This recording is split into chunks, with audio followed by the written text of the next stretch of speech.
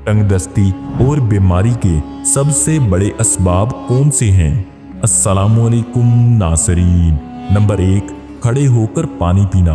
Number 2, मेहमान को हकारत से देखना, फकीर को झिड़कना और कुरान पाक को बेवजू हाथ लगाना। इसके अलावा मस्जिद में दुनिया की बात करना, जूते पहनकर नहाना और नंगे सर खाना, बगैर बिस्मिल्लाह के खाना पीना, बुजुर्गों के आगे चलना, बैतुल खुला में बातचीत करना और औलाद को गाली देना। अल्लाह अकबर।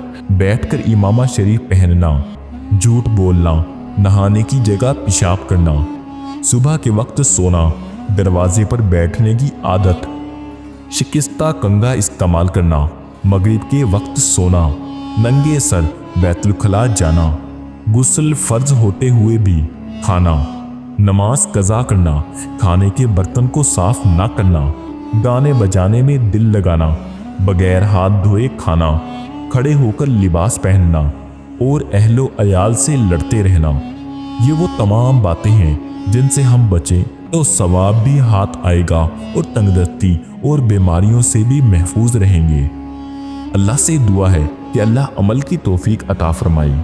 हालांकि मैं जानता हूँ कि तुम लोग इतनी आसानी से इन सब बातों पर अमल तो नहीं करोगे।